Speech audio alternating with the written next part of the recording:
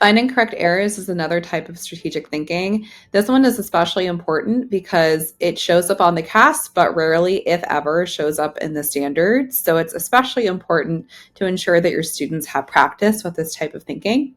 And finding correct errors questions, students will either have to find an error, correct an error, or do both. Sometimes they'll even have to type in an explanation to support why they think a response is incorrect or to support what they think the correct answer would be. So what I'm going to do is I'm going to show you two examples, one from 4th grade and one from 6th grade. If you want to pause the video and see if you can spot the finding and correcting errors in the question, feel free to do so. But I'm going to walk you through why each of these problems is find and correct errors. This first problem is a 4th grade problem.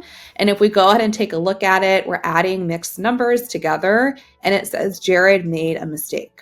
So in find and correct errors questions, the mistake is always going to be explicit. We will know from the get-go that there is some kind of mistake in the problem, will be clear. So the student has to decide which statement corrects the mistake. That's what they have to do, and that's what makes this a find and correct errors question. The next example I'm going to show you is from 6th grade. This one in particular, once again, you'll see right here, it says Tony made an error in one row. So the error is explicit. We know that something is wrong, but there's actually two different parts to this particular question, and that's why I'm showing it.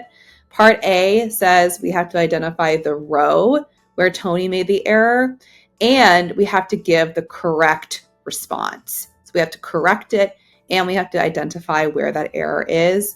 So this question requires students to both find the error and correct the error. That's just an overview of finding and correcting errors.